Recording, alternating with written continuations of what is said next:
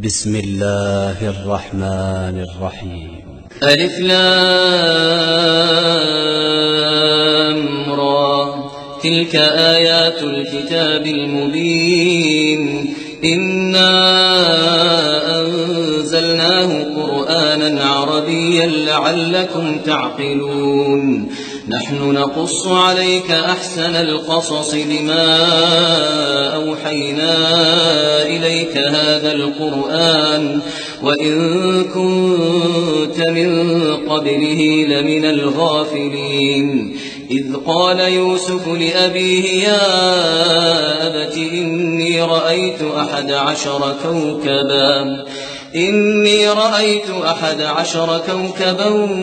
والشمس والقمر رأيتهم لي ساجدين قال يا بني لا تقصص رؤياك على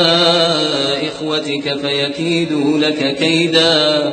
إن الشيطان للإنسان عدو مبين وكذلك يجتبيك ربك ويعلمك من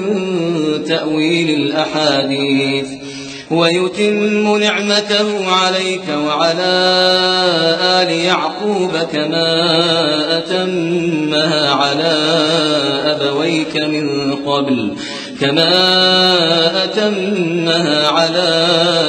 أبويك من قبل إبراهيم وإسحاق إن ربك عليم حكيم لقد كان في يوسف وإخوته آيات للسائلين إذ قالوا ليوسف وأخوه أحب إلى أبينا منا ونحن عصبة إن أبانا لفي ضلال مبين اقتلوا يوسف أو اطرحوه أرضا يخل لكم وجه أبيكم وتكونوا من بعده قوما صالحين قال قائل منهم لا تقتلوا يوسف وألقوه في غيابة الجب يلتقطه بعض السيارة إن كنتم فاعلين قالوا يا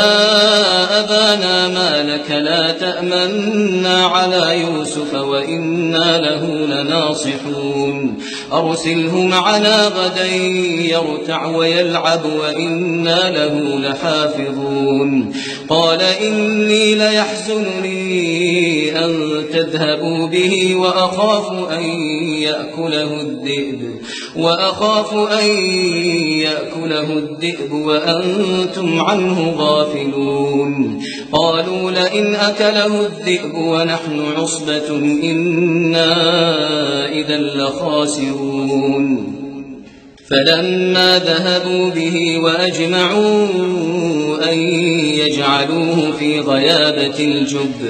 وأوحينا إليه لتنبئنهم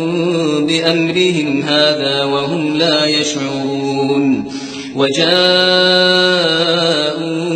أباهم عشاء يبكون قالوا يا أبانا إنا ذهبنا نستبق وتركنا يوسف عند متاعنا فأكله الذئب وما أنت بمؤمن لنا ولو كنا صادقين وجاءوا على قميصه بدم كذب قال بل سولت لكم أنفسكم أمرا فصبر جميل والله المستعان على ما تصفون وجاءت سيارة فأرسلوا واردهم فأدلى دلوه قال يا بشرى هذا غلام وأسروه بضاعة والله عليم بما يعملون وشروه بثمن بخس دراهم معدودة وكانوا فيه من الزاهدين وقال الذي اشتراه من مصر لامرأته أكرمي مثواه أكرمي مثواه عسى أن ينفعنا أو نتخذه ولدا وكذلك مكنا ليوسف في الأرض ولنعلمه من تأويل الأحاديث والله غالب على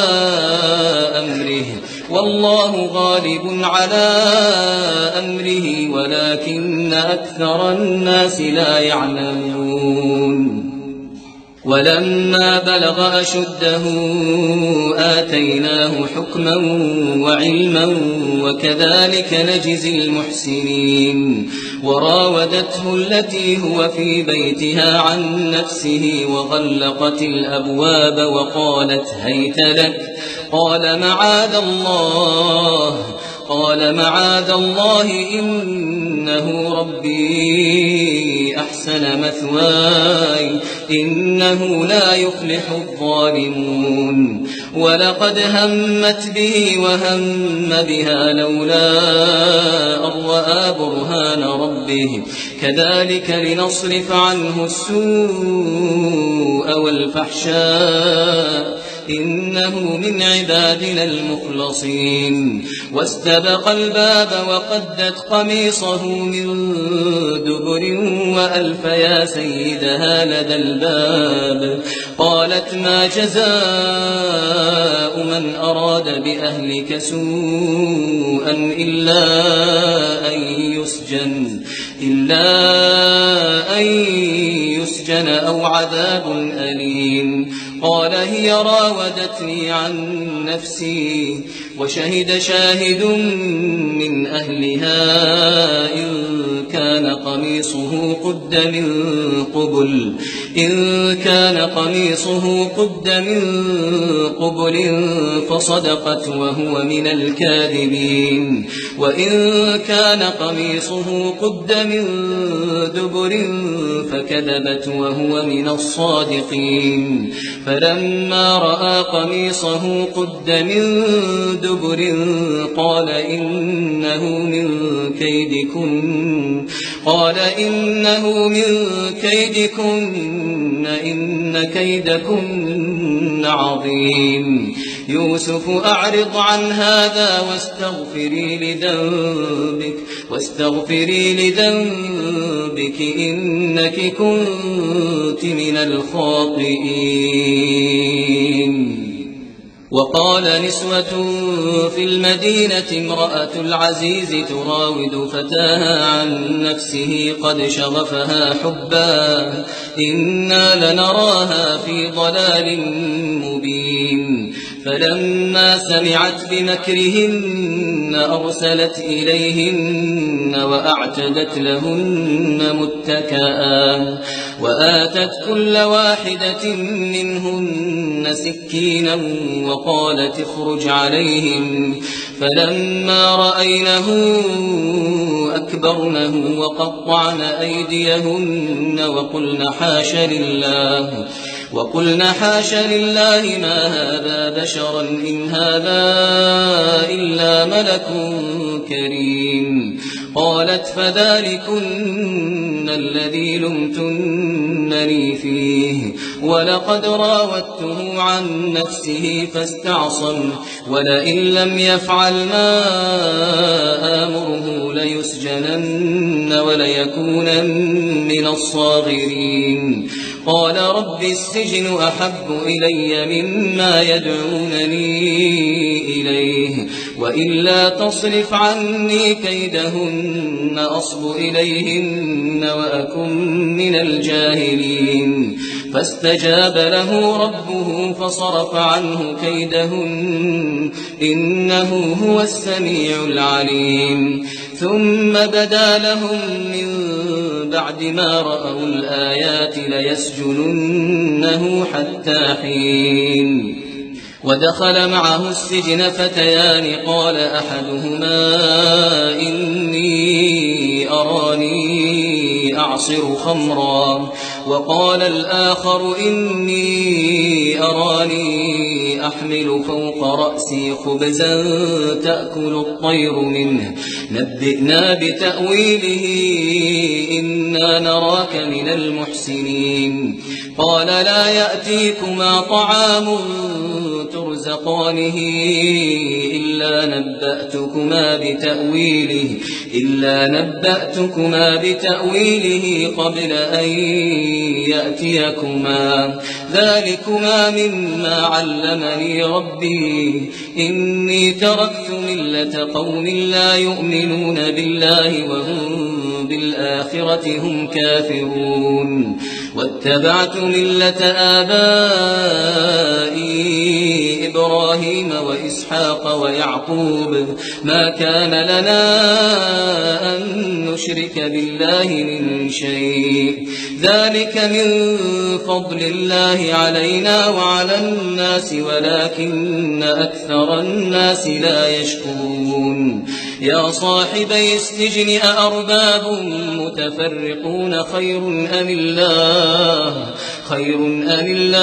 الواحد القهار ما تعبدون من دونه إلا أسماء سميتموها أنتم وآباؤكم ما أنزل الله بها من سلطان إن الحكم إلا لله أمر ألا تعبدوا إلا إياه ذلك الدين القيم ولكن أكثر الناس لا يعلمون يا صاحبي السجن أما أحدكما فيسقي ربه خمرا وأما الآخر فيصلب فتأكل الطير من رأسه قضي الأمر الذي فيه تستفتيان وقال للذي ظن أنه ناج منه اذكرني عند ربك فأنساه الشيطان ذكر ربه فلبث في السجن بضع سنين وقال الملك إني أرى 7 بقرات سمان يأكلهن 7 عجاف و7 سنبلات خضر وأخر يابسات يا أيها الملأ أفتوني في رؤياي إن كنتم للرؤيا تعبرون قالوا أضغاث أحلام وما نحن بتأويل الأحلام بعالمين وقال الذي نجا منهما وادكر بعد أمة أنا أنبئكم بتأويله فأرسلون يوسف أيها الصديق أفتنا في 7 بقرات سمان يأكلهن 7 عجاف و7 سنبلات خضر وأخر يابسات لعلي أرجع إلى الناس لعلهم يعلمون قال تزرعون 7 سنين دأبا فما حصدتم فذروه في سنبله إلا قليلا مما تأكلون ثم يأتي من بعد ذلك 7 شداد يأكلن ما قدمتم لهن إلا قليلا مما تحصنون ثم يأتي من بعد ذلك عام فيه يغاث الناس وفيه يعصرون وقال الملك ائتوني به فلما جاءه الرسول قال ارجع إلى ربك فاسأله ما بال النسوة اللاتي قطعن أيديهن إن ربي بكيدهن عليم قال ما خطبكن إذ راوتن يوسف عن نفسه قلنا حاش لله ما علمنا عليه من سوء قالت امرأة العزيز الآن حصحص الحق أنا راودته عن نفسه وإنه لمن الصادقين ذلك ليعلم أني لم أخنه بالغيب وأن الله لا يهدي كيد الخائنين وما أبرئ نفسي إن النفس لأمارة بالسوء إلا ما رحم ربي إن ربي غفور رحيم وقال الملك ائتوني به أستخلصه لنفسي فلما كلمه قال إنك اليوم لدينا مكين أمين قال جعلني على خزائن الأرض إني حفيظ عليم وكذلك مكنا ليوسف في الأرض يتبوأ منها حيث يشاء نصيب برحمتنا من نشاء ولا نضيع أجر المحسنين ولأجر الآخرة خير للذين آمنوا وكانوا يتقون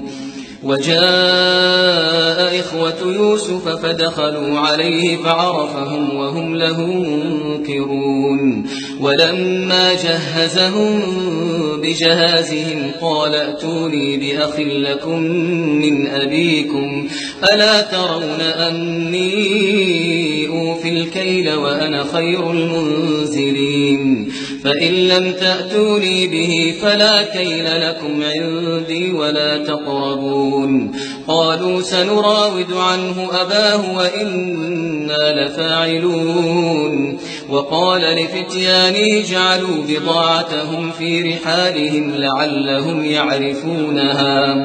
لعلهم يعرفونها إذا انقلبوا إلى أهلهم لعلهم يرجعون فلما رجعوا إلى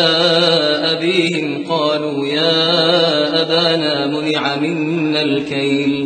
قالوا يا أبانا منع منا الكيل فأرسل معنا أخانا نكتل وإنا له لحافظون قال هل آمنكم عليه إلا كما أمنتكم على أخيه من قبل فالله خير حافظا وهو أرحم الراحمين ولما فتحوا متاعهم وجدوا بضاعتهم ردت إليهم قالوا يا أبانا ما نبغي هذه بضاعتنا ردت إلينا ونمير أهلنا ونحفظ أخانا ونزداد كيل بعير ذلك كيل يسير قال لن أرسله معكم حتى تؤتون موثقا من الله لتأتونني به إلا أن يحاط بكم فلما آتوه موثقهم قال الله على ما نقول وكيل وقال يا بني لا تدخلوا من باب واحد وادخلوا من أبواب متفرقة وما أغني عنكم من الله من شيء إن الحكم إلا لله عليه توكلت وعليه فليتوكل المتوكلون ولما دخلوا من حيث أمرهم أبوهم ما كان يغني عنهم من الله من شيء إلا حاجة في نفس يعقوب قضاها وإنه لذو علم لما علمناه ولكن أكثر الناس لا يعلمون ولما دخلوا على يوسف آوى إليه أخاه قال إني أنا أخوك فلا تبتئس بما كانوا يعملون فلما جهزهم بجهازهم جعل السقاية في رحل أخيه ثم أذن مؤذن أيتها العير إنكم لسارقون قالوا وأقبلوا عليهم ماذا تفقدون قالوا نفقد صواع الملك ولمن جاء به حمل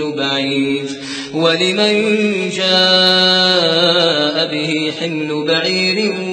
وأنا به زعيم. قالوا تالله لقد علمتم ما جئنا لنفسد في الأرض وما كنا سارقين. قالوا فما جزاؤه إن كنتم كاذبين. قالوا جزاؤه من وجد في رحله فهو جزاؤه كذلك نجزي الظالمين. فبدأ بأوعيتهم قبل وعاء أخيه ثم استخرجها من وعاء أخيه كذلك كدنا ليوسف ما كان ليأخذ أخاه في دين الملك إلا أن يشاء الله نرفع درجات من نشاء وفوق كل ذي علم عليم. قالوا إن يسرق فقد سرق أخ له من قبل فأسرها يوسف في نفسه ولم يبدها لهم. قال أنتم شر مكانا والله أعلم بما تصفون. قالوا يا أيها العزيز إن له أبا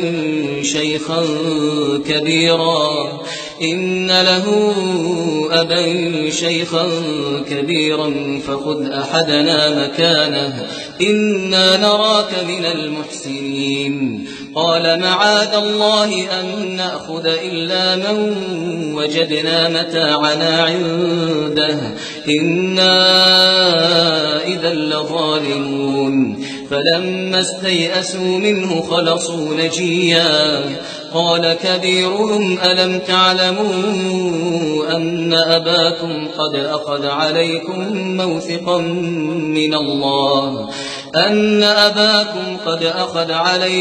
موثقا من الله ومن قبل ما فرطتم في يوسف فلن أبرح الأرض حتى يأذن لي أبي أو يحكم الله لي وهو خير الحاكمين. ارجعوا إلى أبيكم فقولوا يا أبانا إن ابنك سرق وما شهدنا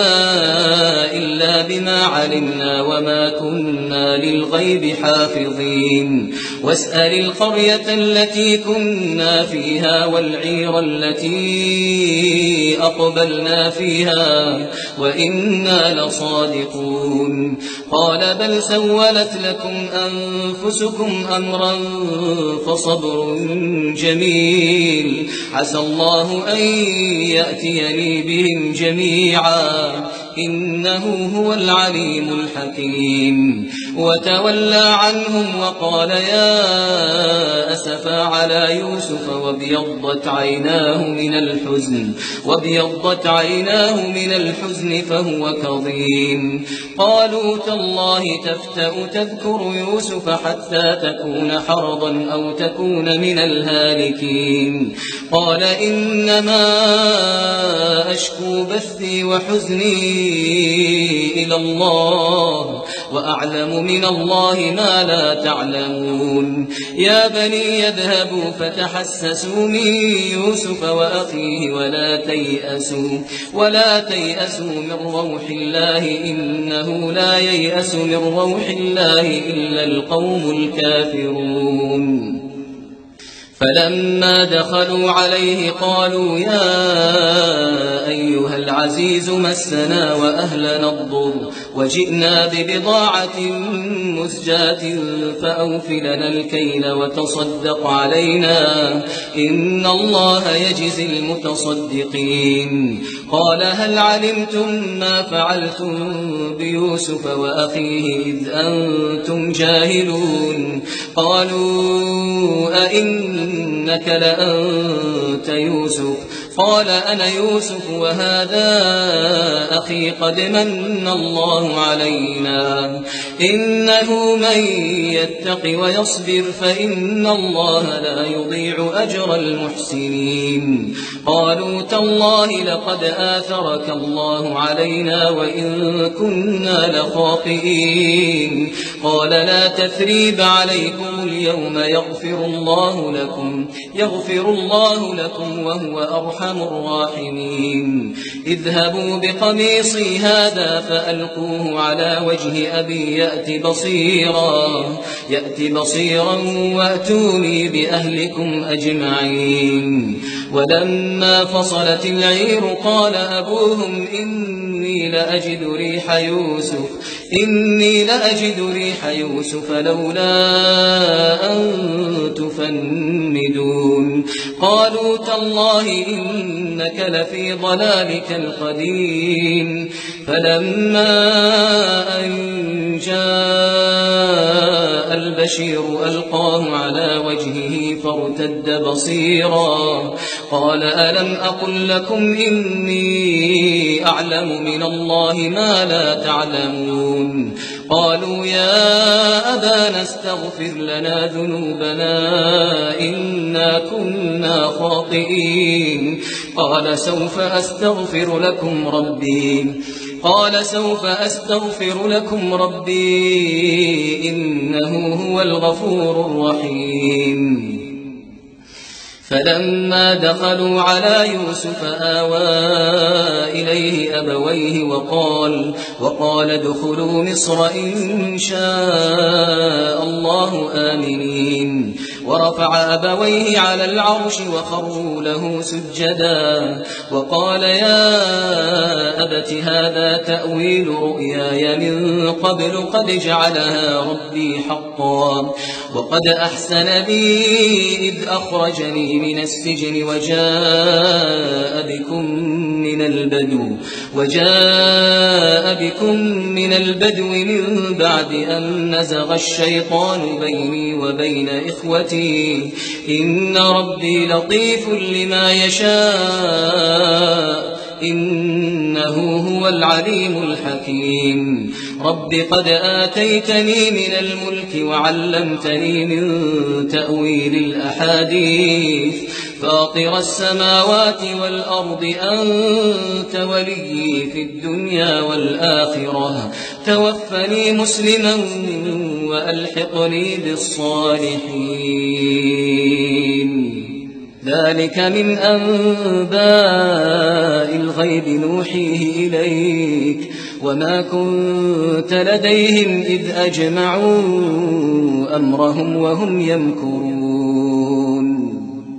وما أكثر الناس ولو حرصت بمؤمنين وما تسألهم عليه من أجر إن هو إلا ذكر للعالمين وكأي من آية في السماوات والأرض يمرون عليها وهم عنها معرضون وما يؤمن أكثرهم بالله إلا وهم مشركون أفأمنوا أن تأتيهم غاشية من عذاب الله أو تأتيهم الساعة بغتة وهم لا يشعرون قل هذه سبيلي أدعو إلى الله على بصيرة أنا ومن اتبعني وسبحان الله وما أنا من المشركين وما أرسلنا من قبلك إلا رجالا نوحي إليهم من أهل القرى أفلم يسيروا في الأرض فينظروا كيف كان عاقبة الذين من قبلهم ولدار الآخرة خير للذين اتقوا أفلا تعقلون حتى إذا استيأس الرسل وظنوا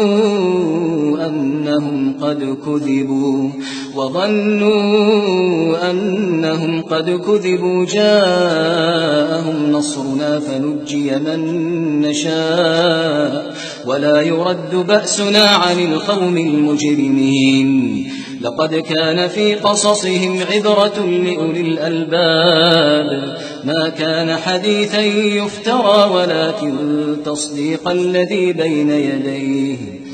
ولكن تصديق الذي بين يديه وتفصيل كل شيء